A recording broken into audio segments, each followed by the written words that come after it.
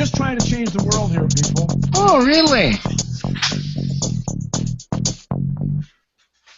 The Facebooking and the tweeting and the Instagramming, all that would not exist without our understanding of science. It's amazing how you took that as an insult. You mean true for you is different from true for anybody else? Yeah, absolutely, because I can't prove either got to be true or not. I can't, no.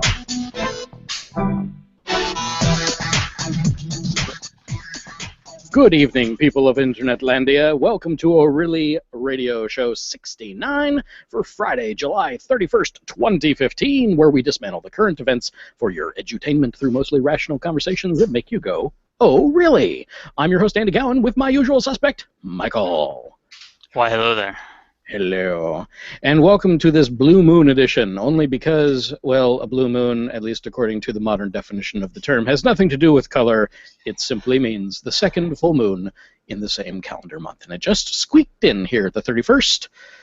Squeak. But, you know, these are just some more of those lovely coincidences like things that happen on show 69. Not that's going to mean a darn thing for us here.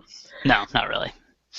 Alrighty. We did not have any errata from last week, but we do make mistakes. Trust me, we're very human.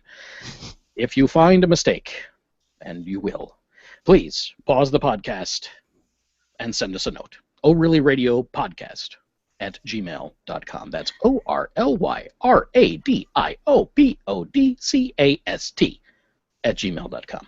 Or you can phone it in, 470-222-ORly, O-R-L-Y, or that's 6759.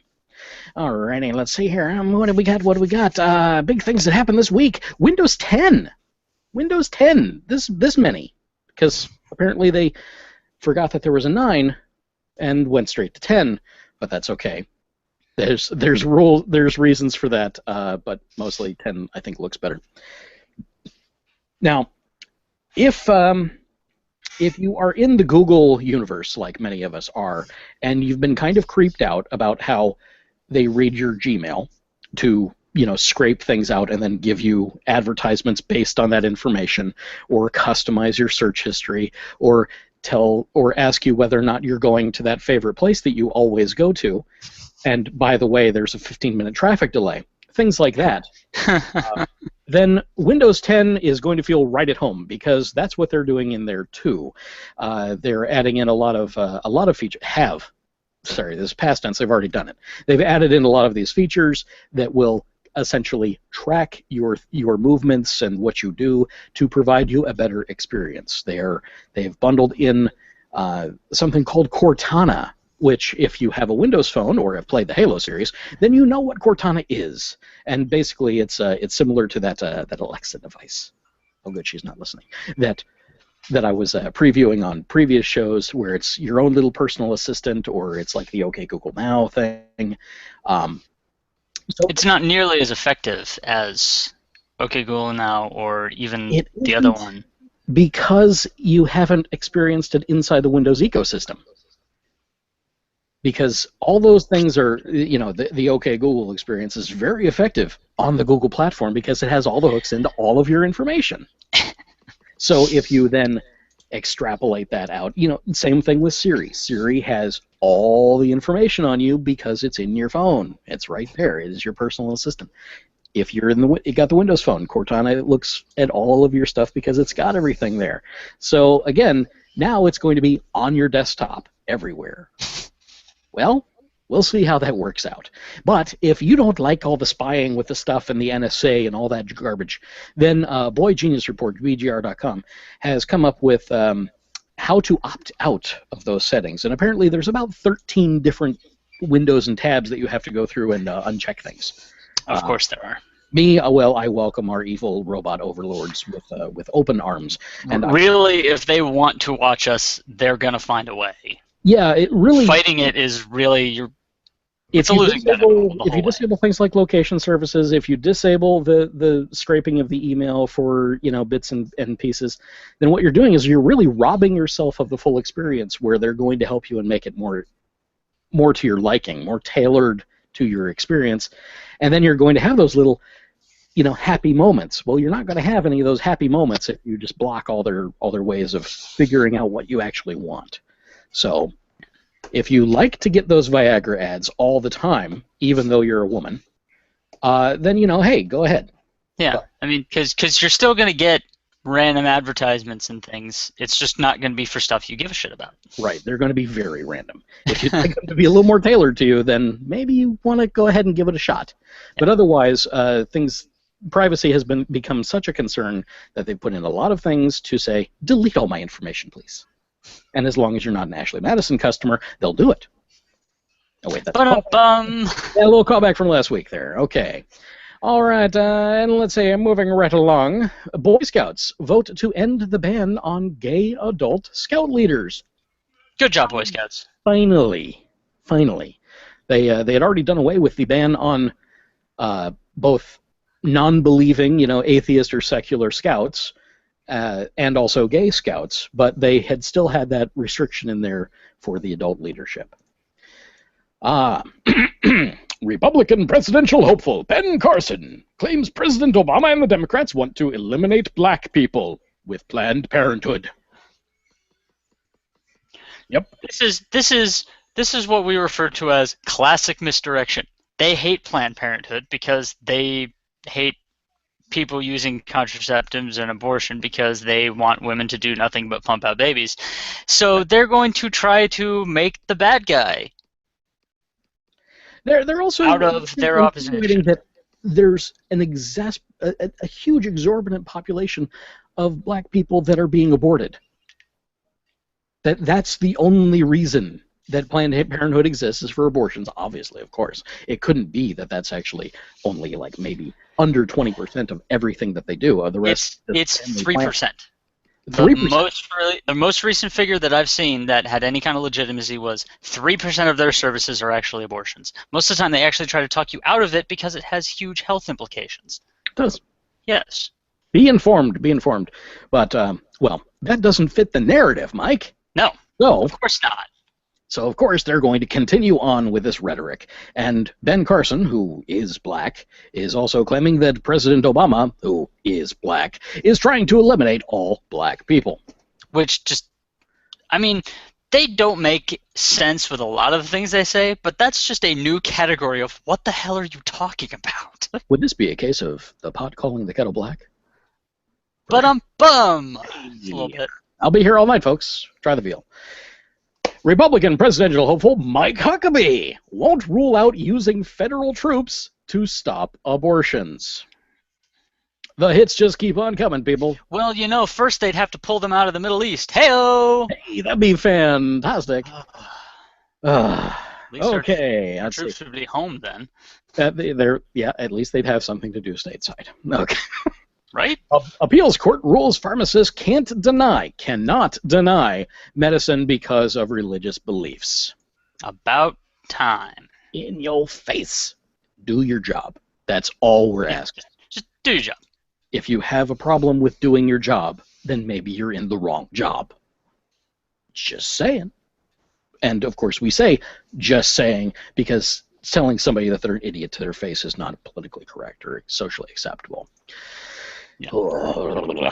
But since when do we care about being socially acceptable or politically correct? You're an idiot. There you go. The state of Georgia, speaking of idiots, sues Carl Malmud for copyright infringement for publishing the state's own laws. Well, here's the I looked into this under more detail because I wanted to know what the hell is going on, because anything with laws involved is immediately more complicated. What Georgia does, what every state is supposed to do, is make the laws in the books publicly available. Right. What they don't do is they don't publish the annotated laws with all of the case history and all of that stuff, which is more important than just the laws on the books. That was because it's by the legislature. Interpretation of. Yes. Because that has been tried and tested through the legal system and has been changed by judgments from the judiciary, because that's the judiciary's job in that whole three-part government we were taught about in school. The judicial system. Yes. So those laws are the important ones, and what Georgia is doing is they are charging ridiculous amounts of money for you to get a hold of the actual laws, so you can know actually what matters. But they're not. They have outsourced it to another company. Because if you go through several chutes and ladders and hoops and fireball and brimstone and you face the person in the basement, for all the information, you can get all these for free. But you got to work for it. You got to work for it, and you have to penetrate the bureaucracy, which is another thing they don't want you to do. Exactly, which is what he did. He got them for free. So he did that, and then he just published them. And the problem is the state of Georgia gives all this information freely to a company which then charges those exorbitant fees to have them basically bound and printed and handed to you for something ridiculous, like it was like $300 a rule or something. Yeah, it's hundreds and hundreds of dollars. They make bank off of this. But even the greed is not... we always say follow the money, especially you, Andy, but I've started saying it too. But so we say that, but this is really not what this is about. This is about the state not wanting you to know the laws that you're under so that they can blindside you with them, so that you stay ignorant so they can keep making unfair legal judgments over you. Well, because let's remember, this is a red state, and they don't give a damn about your civil rights. Well, that's true. They would well, the problem that I have with this is of course we're brought up to know that ignorance of the law is no excuse for not knowing the law, for breaking the law. Yeah. However, they have created this mass bureaucracy, and fenced it off so that the normal plebeians cannot access it in any way, shape, or form. So then we have to pay our attorneys once we've been locked up, so that they can then interpret it for us and say, yeah, you broke the law. No, you didn't know about it, but, well, too bad. But what this really does is, because I look at the state as being soulless and generally corruptible anyway. But which means that there's an awful lot of apathy. They don't care, really. So at the end of the day, I think that it's a real good chance that the company that is making the bank off of selling this stuff went over to the state and said, hey, this Carl Malman guy, he's infringing on our business, our legitimate business operations over here. Why don't you go take care of him for us, eh? I love the 1920s gangster voice. That's just beautiful. Which, again, this is classic red state, because we all know they are bought and paid for by businesses. They are such puppets of big business, they might as well just sit up there on the stage with the businessman with his hand up their ass, puppeting what they say. I mean, seriously, it's that bad. It is pretty bad.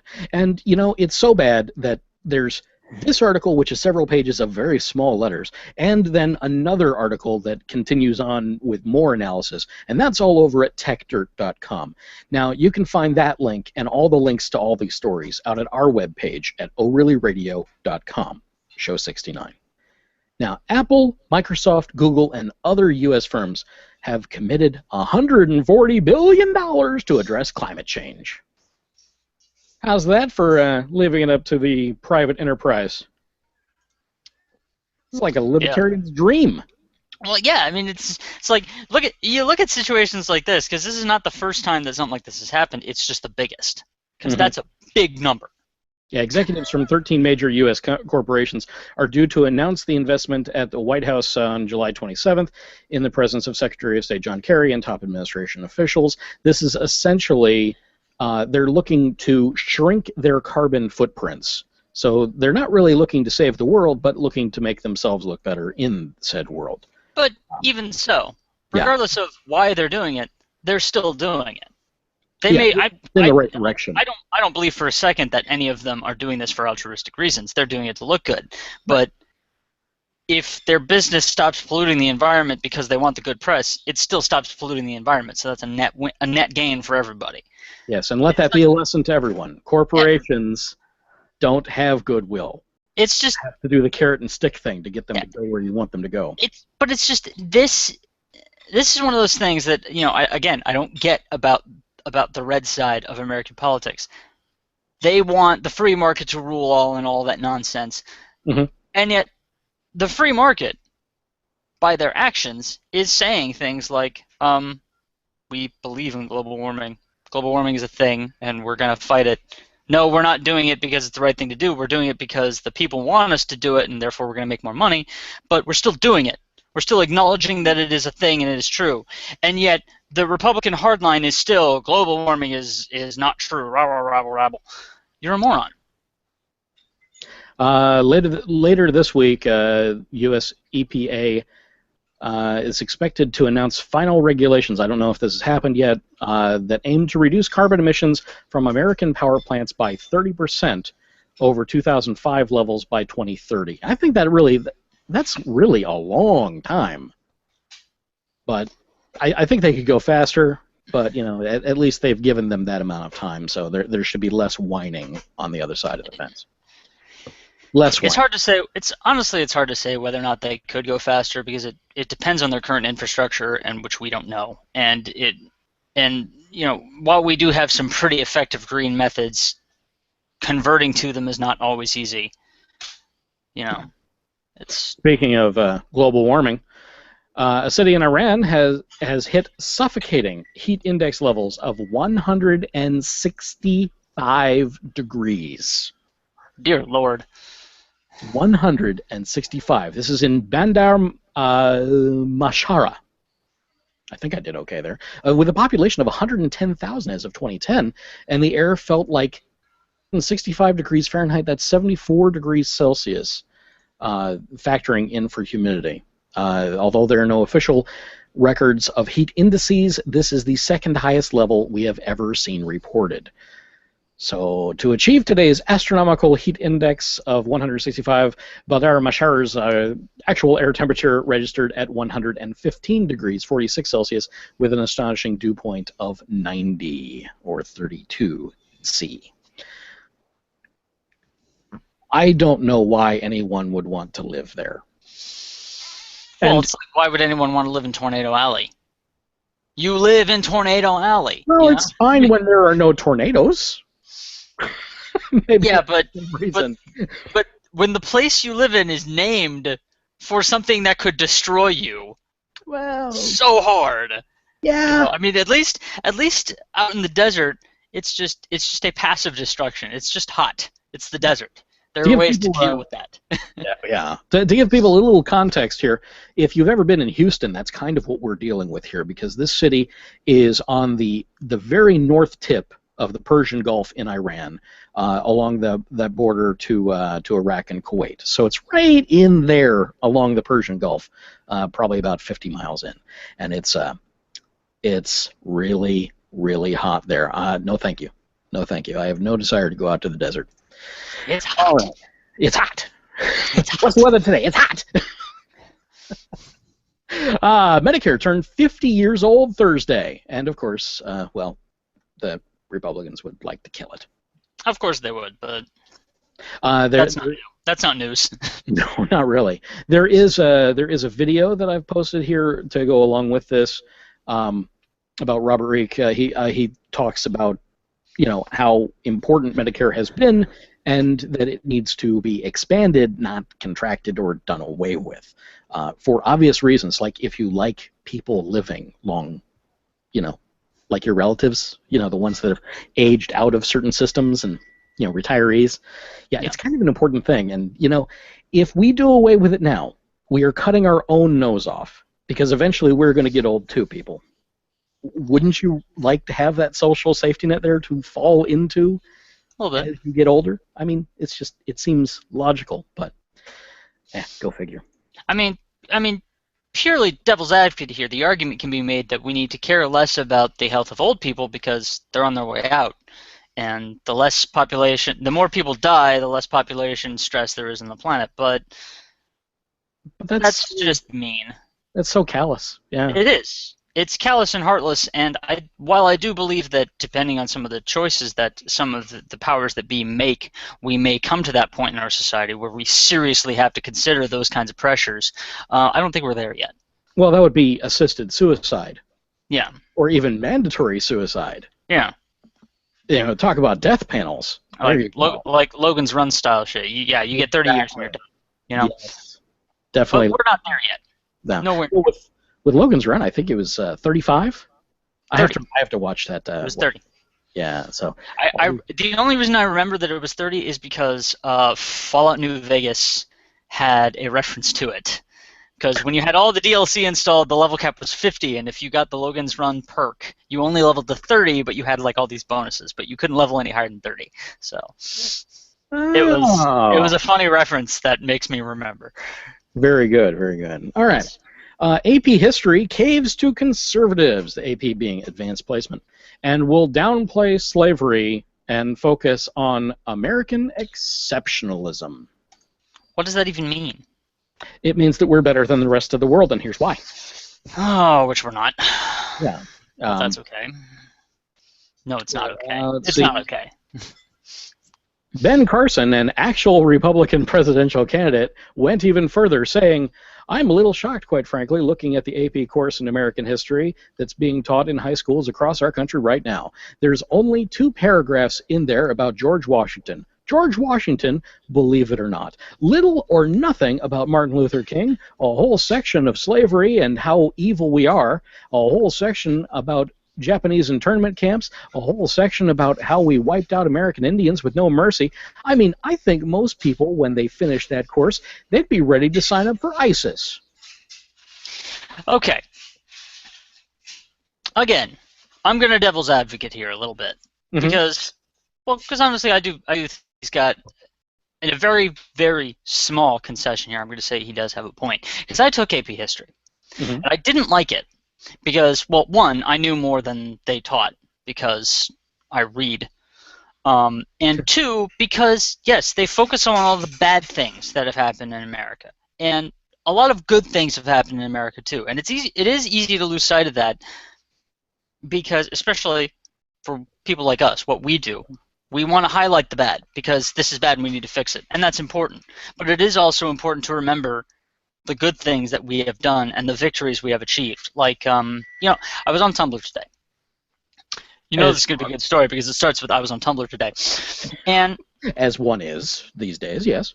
My brother reposted something. It was talking about, the original poster was talking about how the American military has finally done away with the policy that openly transgendered individuals are banned. That policy is gone now. Yes. You can be openly transgender in the military, and there is nothing they can do about it. That is an important social justice victory. Absolutely. And it was immediately followed by this incredibly inflammatory post by this complete jerkwad about how terrible American imperialism is and what a horrible human being you have to be in the military. Wow. To which I had to respond by slapping him in the face with his own ignorance. It's like, okay, let's assume that your perfect freedom utopia we actually get as close as possible to that here in America. Let's assume we do that. We're still going to need a goddamn military because the world ain't perfect and someone out there is going to want to kill us and take our stuff simply because they can. Yes.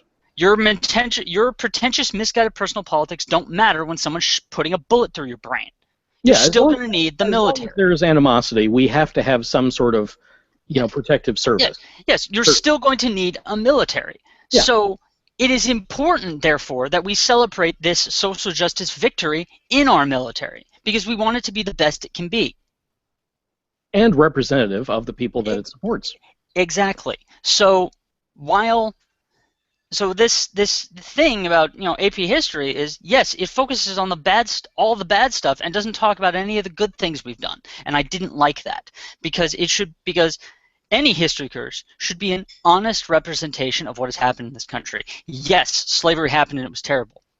Yes, we treated the Indians horribly. The British started it and then we continued it because we were dumb. Yes, bad things have happened. Yes, bad things. British. Well, yeah. But yes, bad things have happened and we did them. Yeah. And we should never forget that. But at the same time, we need to remember the good things we've done. Certainly. However, that's not what this guy is doing. No. This guy wants to sweep it all under the rug and pretend it never happened. And that is also a load of bullshit. Yeah. Now, somehow we need to balance this. But I think what I've seen is, for some reason, I had a guidance counselor that did not really like me. And when I signed up for AP History, he said no. And instead put me in Honors History, which was a joke. Yeah. You know what? What you're saying was in your class, not in mine. Mine was already whitewashed. Yeah. Which is why it was insanely boring for me. But it was whitewashed for the lower level. I mean, it was still honors, so it was decent. There was a lot of content there, and boy, there's a lot of content in American history. In any history, it is everything that happened yesterday. You know, to go through it takes some time. So you can only get the highlight reel after all. Yeah. So it's what are you going to highlight? You know, where are you going to put that spotlight, kind of thing. But I felt like they had missed over a lot of things already. There was nothing on our destruction and decimation of the indigenous people here at all. I guess they assumed that we already got that through some other social studies class earlier on. Well, which very well may be the case. Yeah. So I think it's with Common Core, which is, you know, that big thing that we're all have to deal with now. If your parents, we've already gone over that. Yeah, but you know, Common Core it is more of a holistic approach, looking from the very beginning all the way through. Now, if they would stop making changes and actually let it go all the way through, we'll know whether or not it has an effect. Instead of doing a knee-jerk change every time the administration changes. You know, if we can at least keep it going, we can make it work. Yeah. You know, we can live within that system. So hopefully the things that are being built upon, because that is what it's designed to do. Thankfully, my girls are getting in just at the time when it's starting. So they'll have that build, and they won't be, you know, completely lost like the older kids. Yeah, because they're in the middle of the system while it's changing. Right. So hopefully what we see is it's actually going to be an iterative process in learning, which is what it should be. It should be a building block. And anything, really, when you're talking about education, should be an inherently iterative process. Right. You know, because, I mean, science. I'm going to keep coming back to science because science is important, and anyone who says otherwise is lying to you. Science is an iterative process. You learn about the lever first. Right. You learn about friction and basic force and movement on inclined planes and all that, and then you build up to nuclear reactors. And I've done that. And if you don't do it that way, you're screwed. So why don't we teach history that way? You got to know the fundamentals. Yeah, you got to build them. Yeah, so definitely the history, and that includes all the mythologies too, because they made up the people that made history. So you got to get the whole thing. But apparently, we just don't have time for that. So hopefully we will. Well, covering all of human history, which would be the ideal, is impossible. That's a little daunting. A little daunting, yeah. There is we're going to get off into, you know, speculative fiction here for a second, but there is a thing in Civilization Beyond Earth, which I love. It's about human society going out and colonizing other worlds. There is a secret project, a super wonder building that you can make. It's called Deep Memory, and the concept of this is that computers have gotten so advanced that they can hold all of human history, or at least all of human history that has managed to survive in recorded form up to that point. Okay. And what Deep Memory can do is you literally plug into it, because at that point, why won't we be able to plug our brains into computers? Direct neural evidence. Yeah. You can experience history in the first person with the cultural cipher overlaid onto your brain. So you can go watch Shakespeare at the Globe Theater and hear it in the language of the time and understand all the jokes that were made that we don't get because we're not from then, and, you know, experience history as if you are part of it.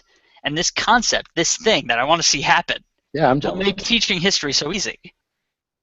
Yeah, eventually we need the Matrix. Really. Yeah, and once we get to that point, we will stop having this problem of, you know, forgetting where we came from. Who are you that do not know your history? You know, we won't be those people anymore. And I think that kind of thing is going to make some real positive cultural impact. And we need to start doing that now in whatever way we can. Yeah, somehow. Just, I want people to be more interested in the past so that they are not doomed to make the same mistakes in the future. You know, and I think that's why we focus on all the negatives, so that we don't repeat them. Yeah. So that we know the pitfalls, so that we can learn from the mistakes of others, so that we are not trapped by them. And another important point here that this jerk very clearly illustrates is anyone who tries to cover up bad things they've done wants you to forget about them so they can do them to you again. Yeah. The right. The grand old party wants you to forget about slavery and racism so they can continue in propagating a racist state. I don't know that Ben Carson is down for that. I don't know if he personally is that far over, but I'm damn sure that the grand old party as a whole, as like a Gestalt entity, is that evil. Okay. As the Gestalt entity, yeah. Yes. But I think definitely the individual people are not so brainwashed. They have proper motivations. They think they're doing the right thing. They have been properly brainwashed into that. That they are so set on their course that they think they're doing the right thing, they will just continue on doing it. I don't know how to show them the error of their ways, but time will do that for them. Speaking of time doing things for them, 19 kids and counting, the Duggars, well, they've run out of money. So now they're asking their fans for cash by Big creating surprise. a YouTube channel and becoming YouTube stars. Good luck. Good luck with that. Also, you may be an ambivert, not an introvert, not quite an extrovert. There's a lot of information out there on introverts and extroverts, but if you don't identify strongly as one or the other, it might be for a good reason. According to psychologist Adam Grant, 2/3 of people are ambiverts. Bum, bum, bum. Whatever that means.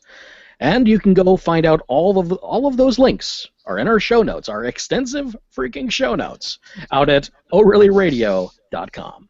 And now, a word from one of our public service announcements.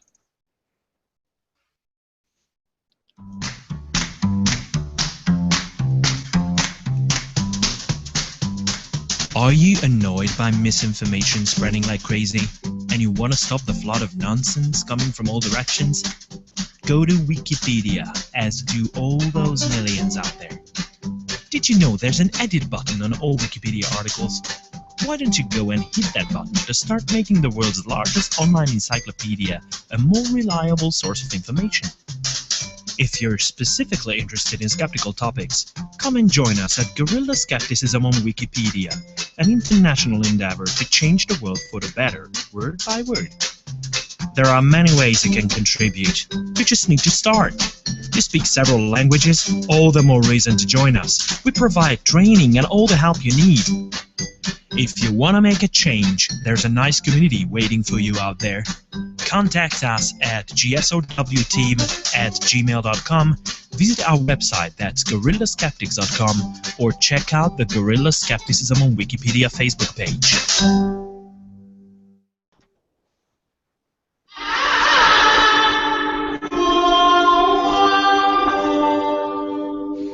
And into some good news for a change. The government of Sri Lanka announced this week that Google's Project Loon will provide affordable, high-speed internet coverage for the entire country, beaming from balloons floating in the atmosphere. Neither the Sri Lankan government or Google has set a concrete timetable, but Foreign Minister Mangala Samarawara, I'm sure I got that. I nailed that one.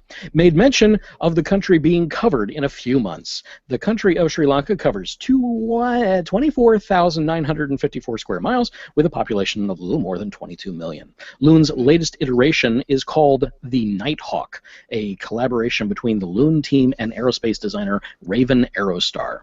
The Nighthawks will be outfitted with LTE antennas to send data to mobile phones and capable of transmissions from balloon to balloon and to telecommunication stations on the ground. The balloons are slated to stay in the air for about 100 days at a time and then be replaced. Interesting. They've been working on this for I think almost 2 years. This is one of their moonshot projects over at Google to give the world internet. Balloons. Project Loon. I don't know if balloons are the answer, but I don't know. But satellite uplink technology has some problems, so. It does, yeah. Well, if they blanket it with enough balloons, and these are rather high flying balloons. Yeah, they're so high altitude. Yeah, they're going to be way up there. You're probably not even going to see them. Yeah. But unless you're near one of the tether stations, I'm sure that in poor weather they're not going to fare very well. Certainly possible. If they're high enough, they'll miss most of the stormy cloud layers, though. Right, but their tethered cable won't. Yeah. So, though I don't even know necessarily that they're tethered. I assume that they are, but I'd have. Because how would you stop them from moving around? Yeah, I don't know. Yeah. I just do not know. That's why satellites. That you put that thing into a geosynchronous orbit, it's going to stay there. Yeah, and there's a couple. You can crunch the numbers on that. There's a couple initiatives for that as well. Yeah. That would be Elon Musk. Our own Iron Man wannabe. Yeah. Would be. That guy. I should say. Or will be. Elon Musk, the Tony Stark of our times. That's right, he is.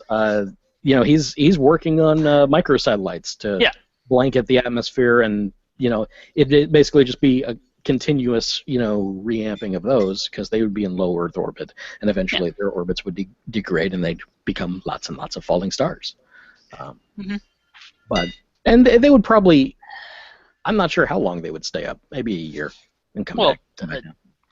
I mean, the current communication satellites we use stay up for a good 10, 20 years at a time, don't they? Yeah, but they're not in low Earth.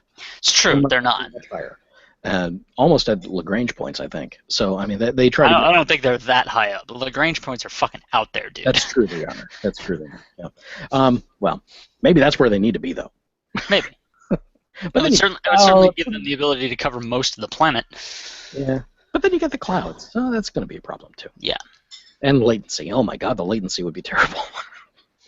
Yeah, because even at light speed, talking about a Lagrange point, you're talking about, distance... comparable to the moon and back, which is, there was a lag time to that transmission, so.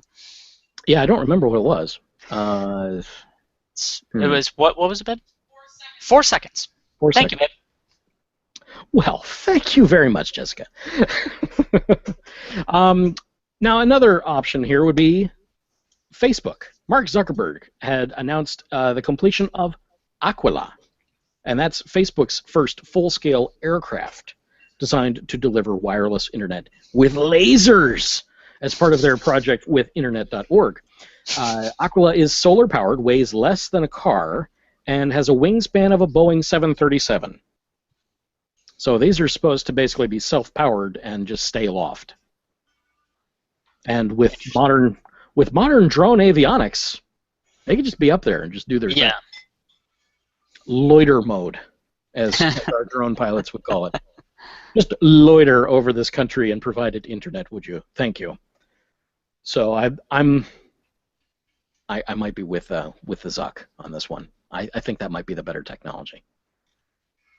Because then, oh no, the weather's terrible. Tell it to come back home. Just nice and easy. Plug it back in. Get a good charge and send it right back up after the weather clears. Zoom. Yeah, fix whatever's bad with it, and then you're good to go. Now the same thing with these balloons. 100 days at a time. That's not a really long lead time. The same thing with the microsatellites, and the same thing with this. These are technologies that can be rapidly changed. So as the technology gets better and better and better, they can get better every time they're deployed. And that's just going to make the world a faster place, at least faster for internet. Yes. And our communications, that is what shrinks the world. Yes, because we have not yet developed Ansible technology. Ansible technology. Oh, my brain just farted on that one. Perfect fast online communication. again, they did it. They did a version of Ansible technology in Beyond Earth. That's why I'm thinking about it. I've been playing a lot of Beyond Earth lately. I gotcha. Okay. But it was the idea that you could use quantum entangled pairs to communicate across, infinite distance. Yes. Instantaneously. I was I just read, and I suppose this will be my pick. I just read Ernest Cline's new book, Armada, and there's some interesting tech in there. I don't want to give it away, but quantum entanglement is involved. Quantum entanglement is a big deal. It's just really hard to do. Yeah, it is.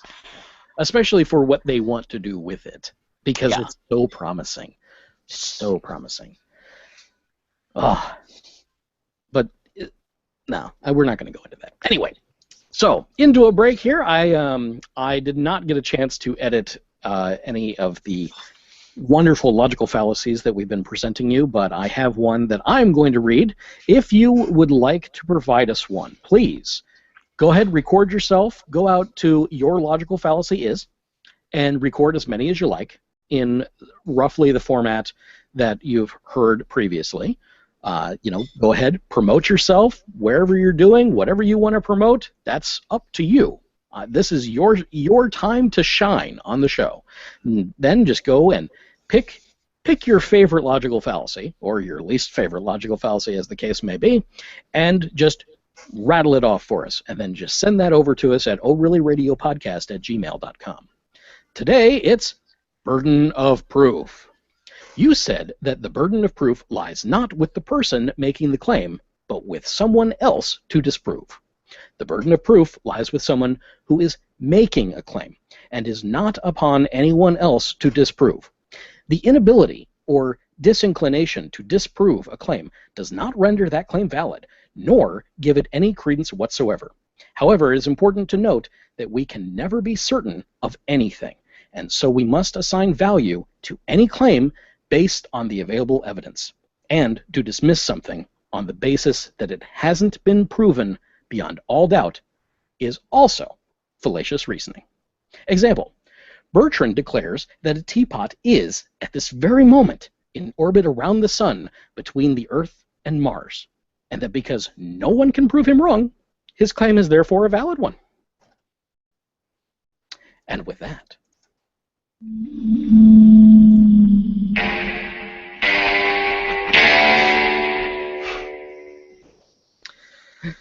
welcome to the bad. 911 dispatcher Matthew Sanchez with the Albuquerque Fire Department has been reassigned after hanging up on a frustrated caller attending to a dying gunshot victim. NBC News reported in a released audio recording, the dispatcher can be heard saying, "I'm not going to deal with this, okay?" in response to the caller's vulgar language before ending the phone call. 17-year-old Jaden Chavez Silver was later pronounced dead at the hospital.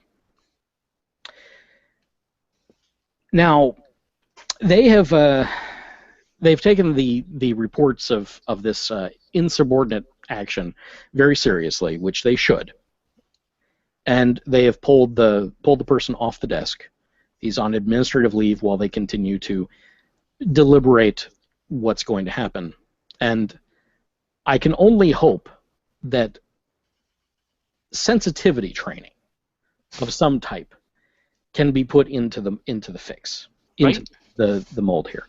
Now, I know that many of you out there, I don't know about many, but I know a couple of you out there might actually be former or present 911 dispatchers, or police dispatchers, or fire dispatchers, or just dispatchers at all. And with 911, I understand completely that it's going to be call after call after call of horror stories, things that will make you cry. And you have to get through it. You have to help them. You have to figure out the best way to get help to that person, to get the right people to them, to just be there, to help, to do whatever is possible. And then sure, you're dealing with emotionally charged people.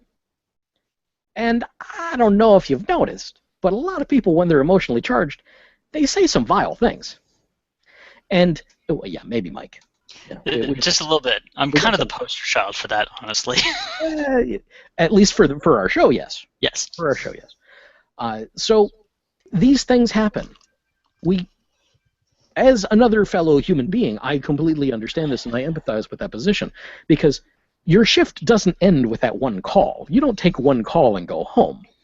And there's not enough staff that if you've taken a really horrible, horrible thing on and you've had to deal with it, just like the person on the other end of the phone, you can't just, like, walk away for a minute. You have to then take the next call. So I'm sure that the person, this Matthew Sanchez, certainly did not mean for Jaden Chavez Silver to expire based on his own negligence. Of course, that may not be the case either. That may be putting too much burden on him. He may simply have died anyway. And thankfully, in this report, he did dispatch help before he hung up. He just couldn't walk the person through any further care over the phone. Essentially, it was a tech support call for a dying person. You know, so any of you out there that have dealt with tech support of, no, left click, no, left, no, your other left, you know, that's frustrating enough, but now you're trying to tell somebody how to save the life in front of them. The stakes are way higher. So the frustration level has also got to be just that much higher. I mean, we hear about air traffic controllers being in stressful situations and, you know, having those high suicide rates, and dentists too, well, obviously for just looking at people's mouths and things like that. But in this case, a 911 dispatcher would certainly be in that running for having a very high stress job. And I do not envy that position. And my hat's off. I have the utmost respect for anyone that is their profession, that is their calling, because you make a difference. And if anything, this case shows you the kind of difference that you can make by simply staying on the line. If you don't, you'll never know if you could have saved that person.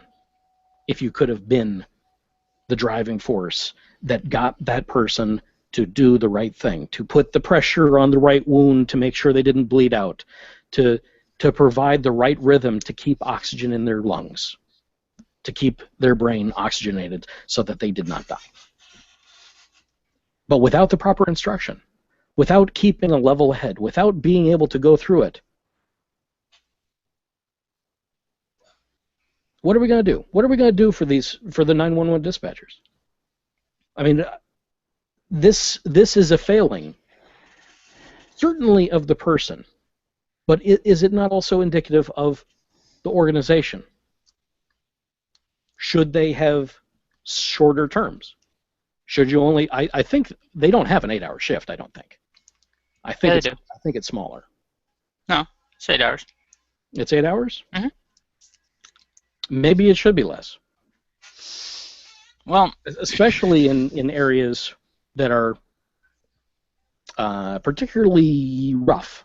Well, yeah, but then you're going to run into the problem of people not getting paid enough and taking extra hours anyway.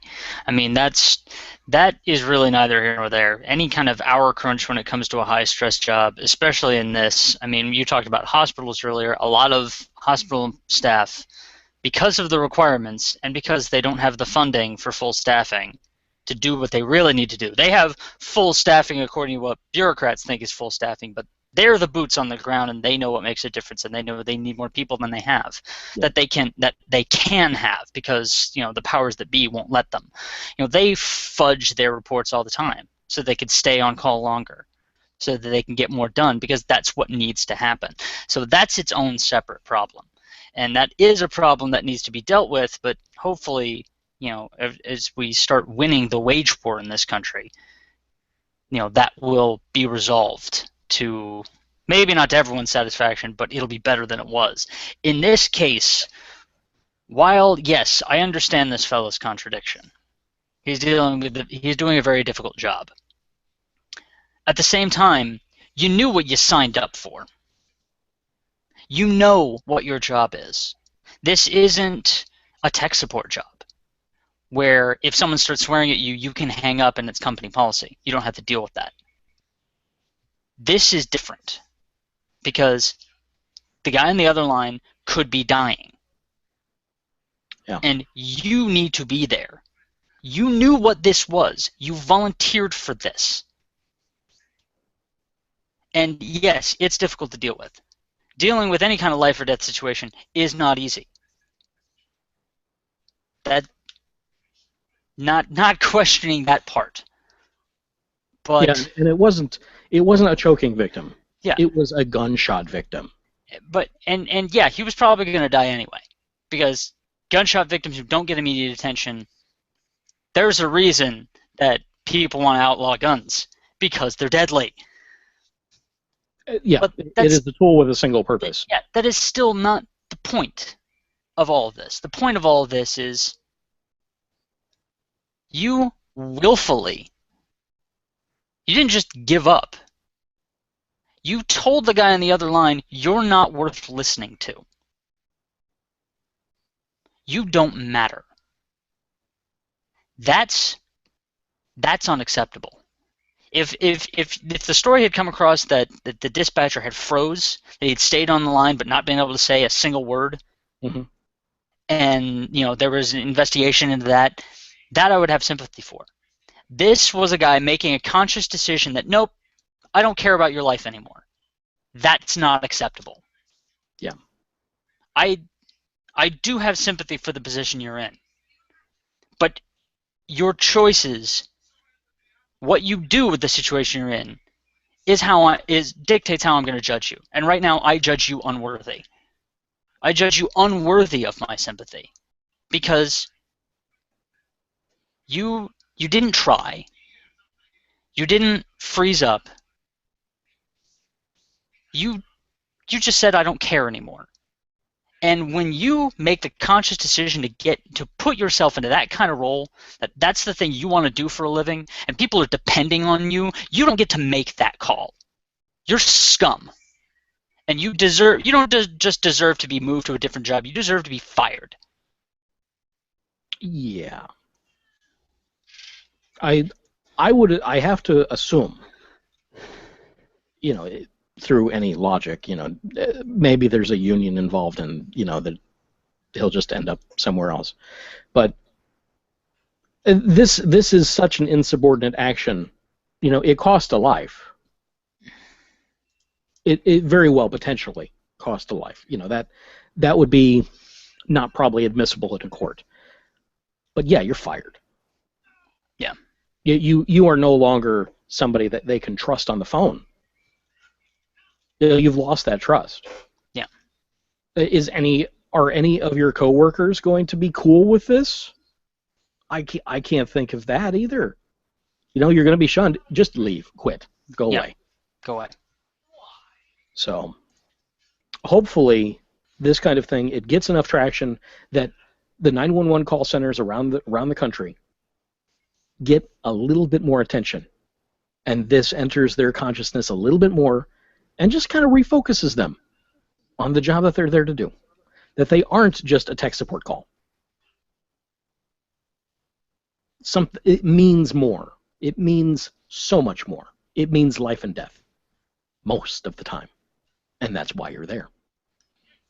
So, hopefully Matthew Sanchez lands on his feet in another job elsewhere, far away from people that he has to make life and death decisions over. And our condolences, deeply heartfelt, to the family of Jaden Chavez Silver. And with that...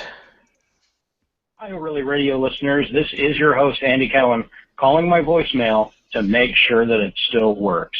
Please consider calling us, 888-222-6759.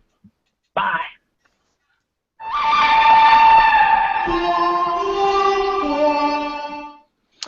All right, and now we are in the last section of the news. The ugly. Samuel Dubois, or Dubose. Is it Dubose? I don't know. I like Dubois better, but I don't think it is. It's D-U-B-O-S-E. He is 43, and he was killed July 19th by a single shot to the head fired by University of Cincinnati police officer Ray Tensing during a routine traffic stop in which DuBose was pulled over for not having a front license plate.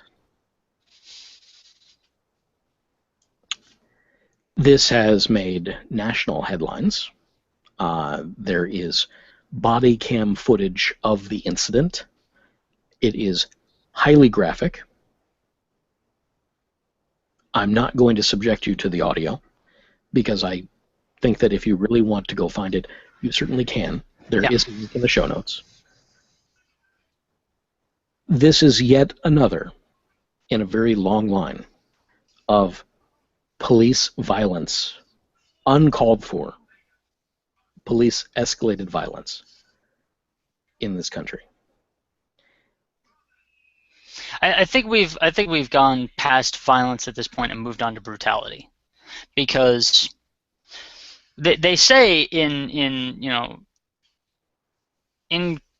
crime scene examination, in criminal profiling, that a shot to the face usually suggests a deep hatred for the victim, wanting to literally erase what makes that person a person.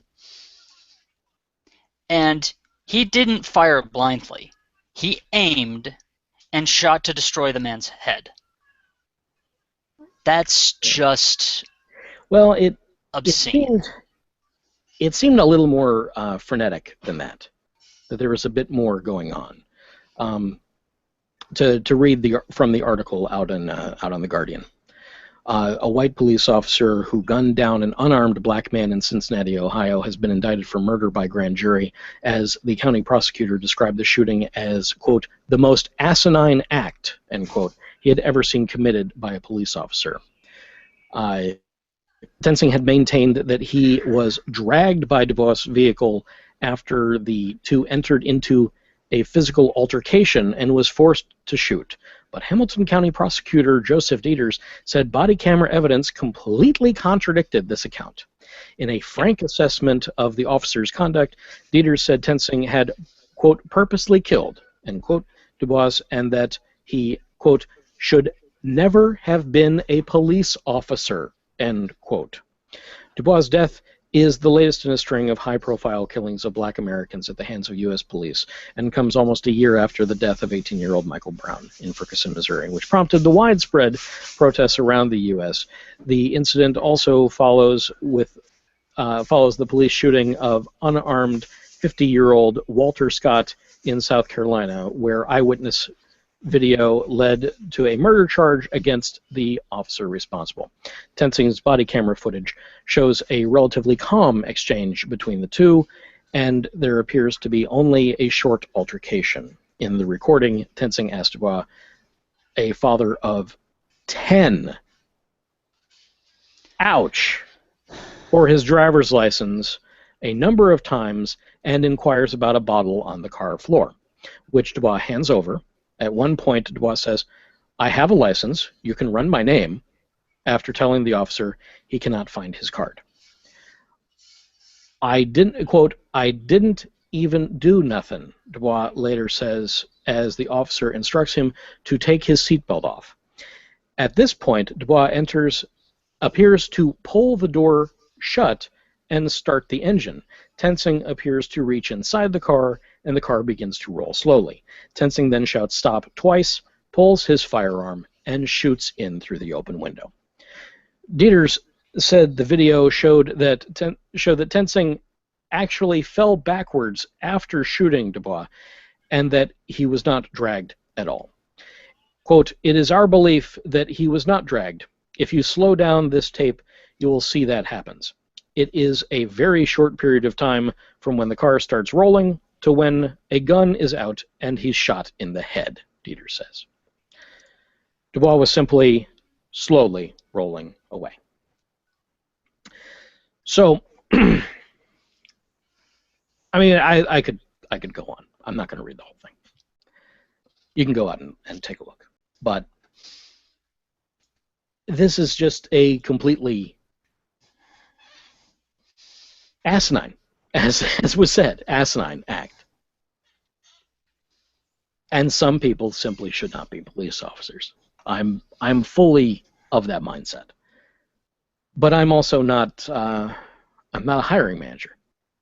I don't get to figure out who gets to be a police officer and who gets to go where. And I know human nature. People have bad days. But people with bad days shouldn't have firearms. Yeah, you don't get to have a bad day in this situation because you are armed and trying to kill someone. You don't get to have bad days. Yeah, it's rough, but if you feel like you've got a bad day, you ought to stay home. Yeah, that's the gig. Yeah. Again, you knew what you signed up for. Worst case scenario, this guy's just a power-hungry asshole who wants to lord it over people and didn't care about this man's life because he was black. Best case scenario, he was just a normal guy, relatively decent human being, because all of us are jerks sometimes. Relatively decent human being, just trying to get through his day, and he had a bad day. But even in the best case scenario here, a guy died. So there really are no excuses there. Something is very wrong in this system that this can even happen. I'm a big fan of reasons, not excuses, because nothing excuses an action. Not really. I mean, you can apologize for it, and someone can, excuse you out of the way, or let you by, or something like that. So yeah, there are those kind of excuses, but no. There aren't any excuses for this kind of thing. There are reasons. There are things that piled up in people's natures and events that led right up to the event that explain the narrative of why. But there's no excuse. There is only why.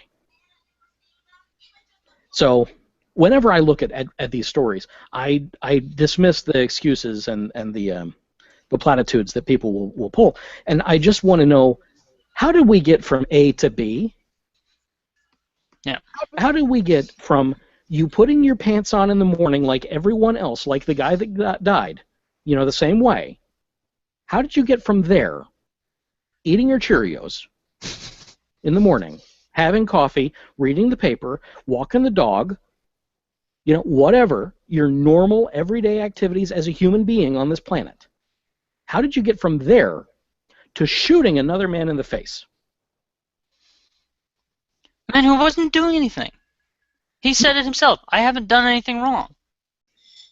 No, what he was doing at that very moment, at least from what it appears in the narrative that's given from the video footage, is he was scared that this guy was about to lose it because he was going to pull him out of the car.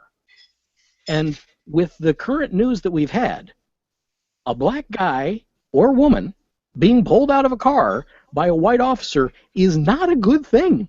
Yeah, we have just countless examples of why this is true. Again, I was on Tumblr today, and a friend of mine posted, it was a post of just headlines from local news, because you're not going to see these things on national coverage because they're trying to suppress them. Local news stories of just cases like the few that have broken, like this guy, like Sandra Bland, who we've heard about, who supposedly killed herself in prison. All those stories. Just, there's tons of them out there. This post was like 100 headlines long. And it was from like 2 weeks worth of news. It was absurd. This show could have just a torrent of these every week. Yeah, we could do nothing but cover that and have more than enough material for the show. But I don't wish to depress myself and every one of our listeners. In fact, we do have a viewer out there on YouTube. Hi, thank you for joining us. Hello, viewer. Yes, we did have a couple more earlier, and as soon as we got into the nitty-gritty, they bailed. So I'm not surprised. Yeah, it's just one of those things. I'm sorry, this is the show. It's not surprising though. It's not surprising. Because of the nature of the show and the headlines we cover. Yeah, it's the nature of the show. So, with that, I don't think we need to harp on this any further. There, yet another death of a person of color by a person of non-color wearing a badge in this country, in this fine country of ours. I really want this to stop. I don't want to have these stories anymore. You know, I don't think they're ever going to go away because, again, we have this institutionalized racism, and it's not something that's going to go away probably in our lifetimes. Yeah, it's certainly not going to go away overnight. I'm hopeful anyway, that we will see a significant decline in our lifetime, in my lifetime. I would like to say that, yeah. And certainly it has gone down in the lifetimes of our grandparents, for instance. Yes. You know, it's desegregation for one. You know, yeah, the racism is still there, but at least the rights are there. And as you continue to increase the rights of a populace, it normalizes that. Well, then there's that social pressure. Yeah. To accept. Once you have given freedom, you cannot take it back, no matter how hard you try. The only way you can do it is by violence, and we're not putting up with that. It's obvious from watching the headlines, we're not putting up with your violence anymore. No. Even though we could talk about our a couple GOP presidential candidates. Oh, every week we're going to do that.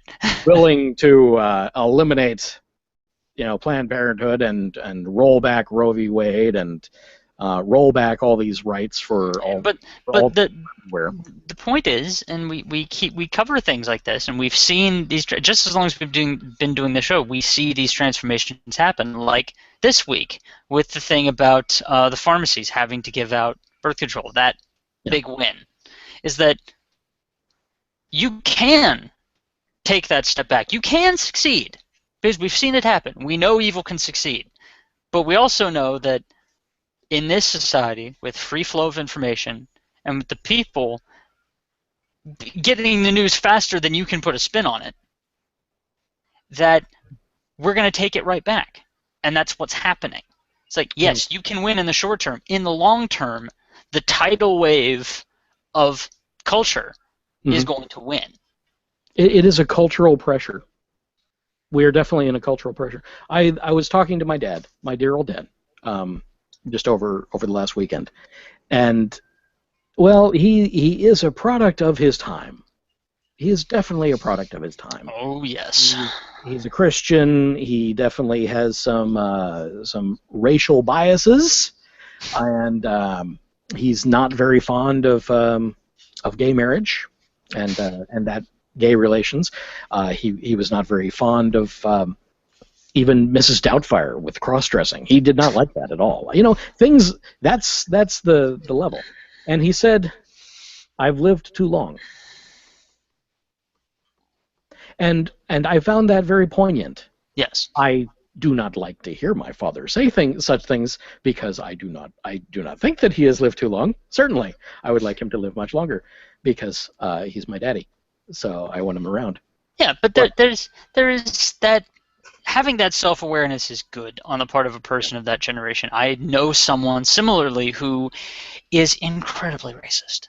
Oh my God, he's so racist. He refers to black children as nigglets. That's how racist he is. Oh, well, I remember those words. Yes, he's so racist.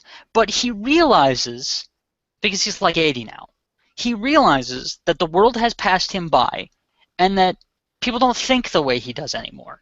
Yeah. He recognizes that he's just an ornery old bastard who can't change, and he just makes a joke of himself. Because he can recognize that even if he thinks it's wrong, that's not what other people think anymore. It's good to have that kind of self-awareness. Yeah. To be able to criticize yourself, and even if you can't change, you can at least recognize your own faults. And that everyone else has, you know? Yeah. And then you don't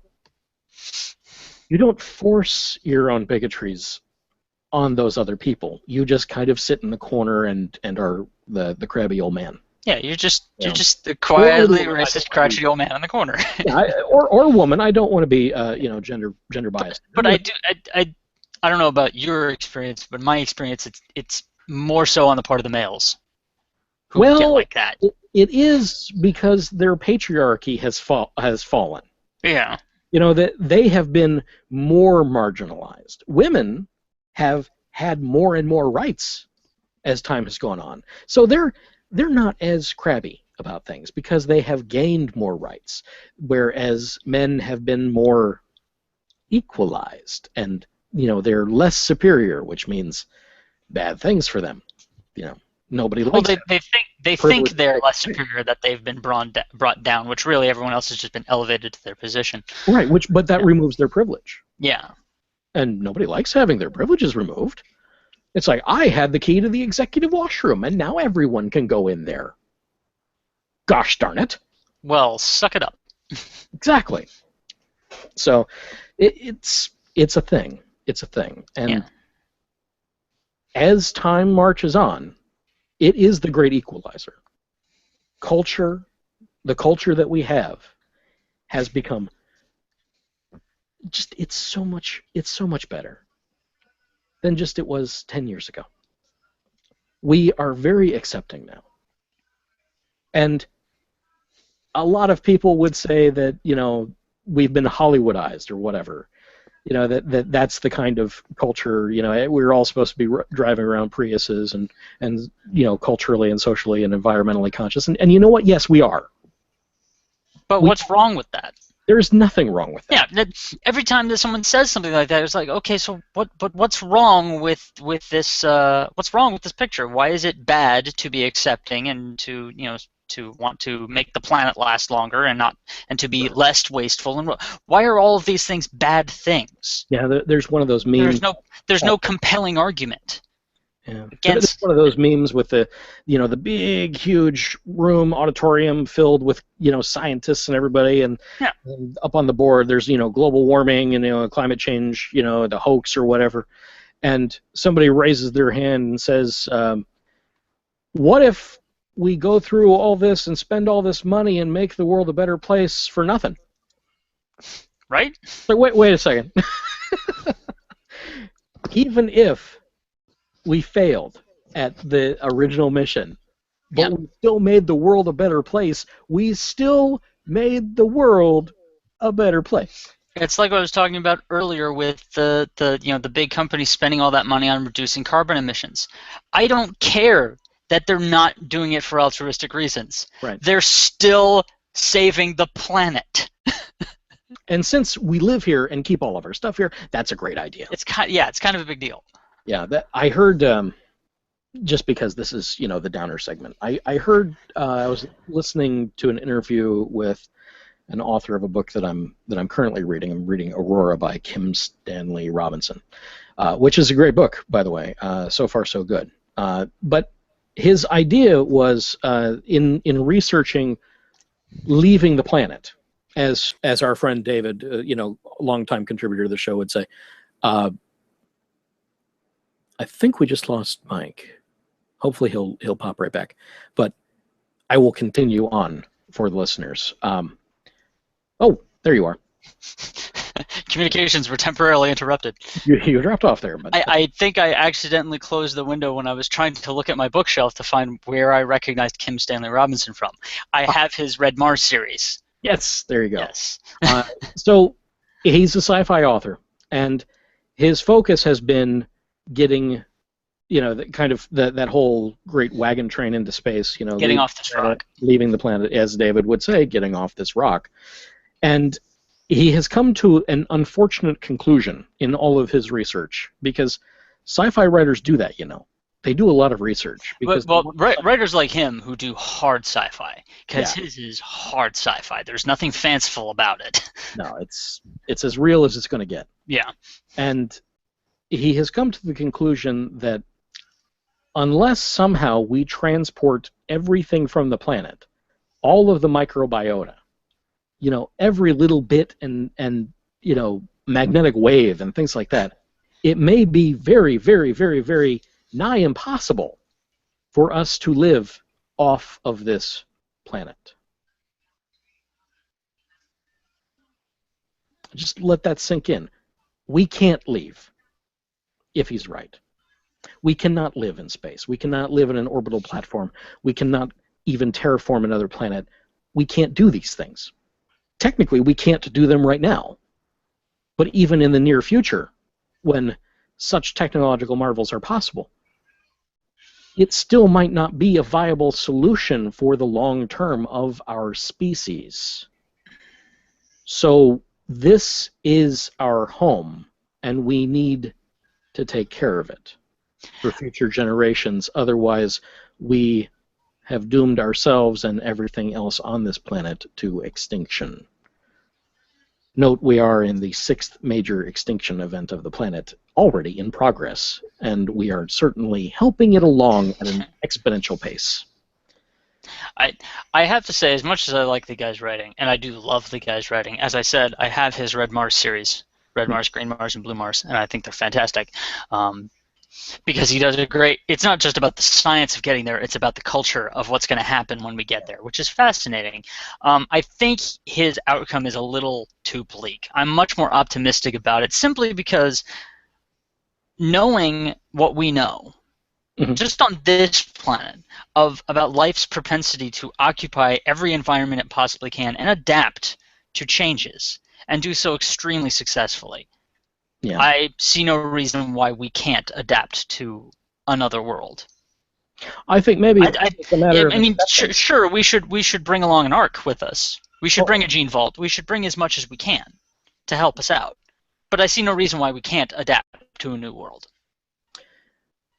I think it might be a matter of accepting that we will no longer be Terrans anymore. Yes, that is an important. Again, I'm going to make another reference to Beyond Earth because the Civilization series of games has always been great for good historical knowledge, and you can learn a lot from it. And this one is great for speculative fiction of going to another world. Yeah. When you go to this other planet, a lot of the developments that people make, that your civilizations make, is about being no longer human. It's about being something else, some form of evolution. We're not on Earth anymore. This is a new environment, and we're changing to match that. And if you go back to Earth, because one of the options for victory is going back to Earth. If you ever go back to Earth to pick up the humans, you're a different species now. You're not so different that you can't recognize each other and that you can't interbreed and produce viable offspring, but there was still going to be a fundamental difference in something that is spent at least part of its time evolving on another world.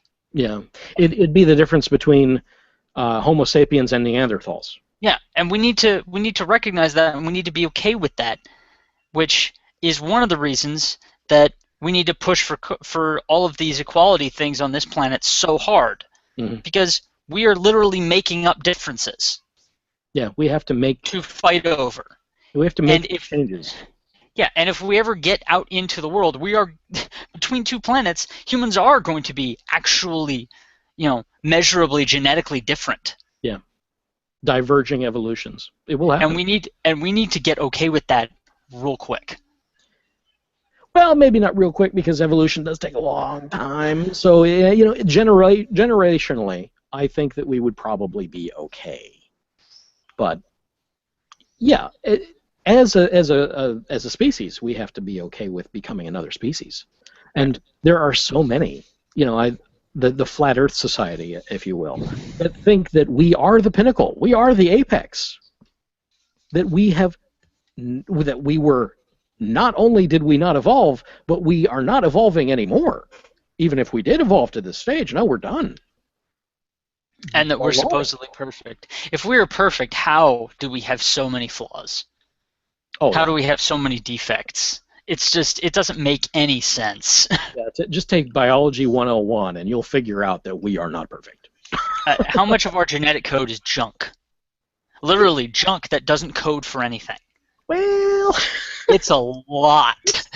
Well, it's debatable. It's debatable as to what that junk is, because really, our human DNA is only a small percentage. It's not even 50% of us. I want to look. I'm going to look this up right now. How much of our sequence is 98% of the human genome is non-coding. Well, it's non-coding for human genes. Exactly. It is coding for other bacteria and biota.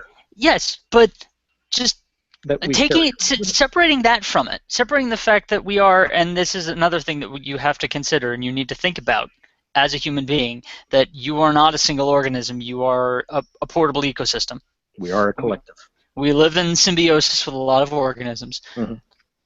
But just excluding that, not thinking about that part of it, how much of that genetic code do we just not use in our current form?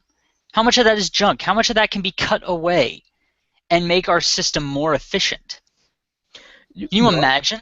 So far, evolution has not been very effective at pruning the tree.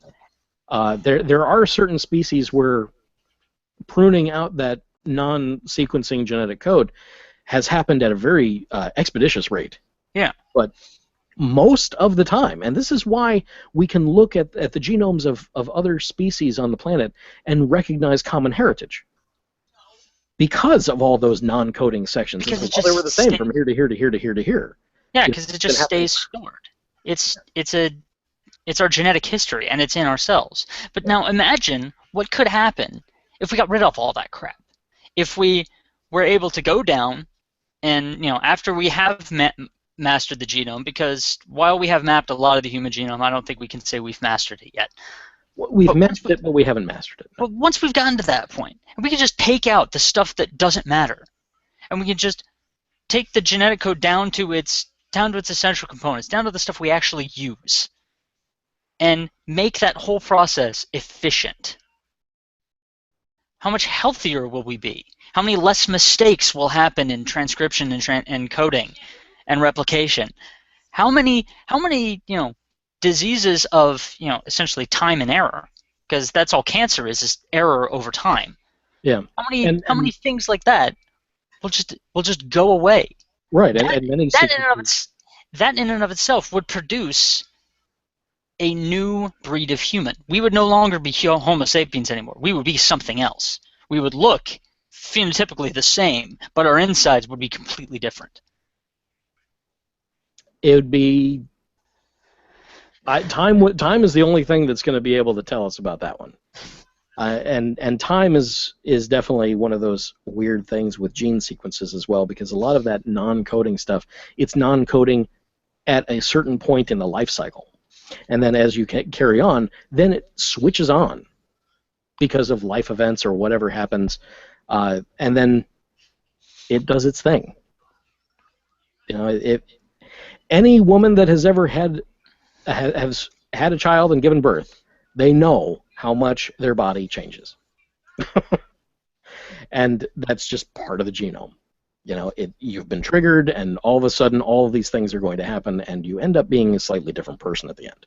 Some people more than others. This happens. But I think we've probably rambled on far enough from that, and it's funny how we went from a poorer person being shot in the face to waxing poetically existential about editing the human genome and spaceflight away from this planet on ARC ships. I suppose you can only do that at once in a blue moon. So, as far as entertainment reviews and nitpicks, I read recently Ernest Cline's Armada. That was fantastic. He also had written before that Ready Player One, and that book was read by Will Wheaton. This next one, Armada, was also read by Will Wheaton if you like the Audible versions, and I highly recommend both. I am also going through Kim Stanley Robinson's Aurora, which I heard about on one of the shows that he was giving a talk on. I think it was either Science Friday or I don't even remember. But I said, hey, that sounds interesting. I'll go ahead and pick that up. And so far it has been interesting. Apparently the narrative is driven largely by the computer on the ship. And I found that to be amusing. So, Michael, do you have any picks? Actually, yes. I didn't have a pick when I started, and I was going to just pull something out of my butt. But since we were talking about cultural pressure earlier and sort of this unstoppable wave of change that's coming over society, whether the old farts like it or not, it's an oldie but a goodie. And because it's old, I think some people might not have picked it up because they're not into the so-called classics of literature. But I think simply for one of its core concepts, people should pick up and read the Foundation series. Oh, yes. Because while arguments have been made that Isaac Asimov was a racist and that there are racist and sexist undertones, and because, again, he was a product of his time, and we need to remember that, he also had some really breakthrough ideas, like the concept of psychohistory, the concept that by examining all of human history, not in what happened, but in the cultural changes, you could predict future cultural changes, assuming you had large enough masses of people. Sociology on a massive applied scale. And this is the concept we're talking about, that we've been talking about for the last couple episodes, about how, culture is always going to be defined by the new and up-and-coming generation, because they're the ones out doing things. And they are the ones who create the zeitgeist. And, the more aware of it we become, the faster things are capable of changing. And that's what we're talking about with all this with freedom ringing, and all of these great things that have happened recently. This concept is worth examining further, and this is a very interesting perspective on that, written by a guy like 50 years ago. So it's definitely worth reading. Oh, it's far ahead of his time. Far ahead of his time. Of course, Isaac Asimov. He wrote. The source material for that movie with, Will Smith, I, Robot, Yes. So if you liked the story, not necessarily that particular script, then you ought to go back to the source material. I highly recommend anything that Isaac Asimov has ever written, along with Arthur C. Clarke. Mm-hmm. The writer of 2001: A Space Odyssey, and Robert Heinlein's another good one. Oh yeah. He did some good stuff.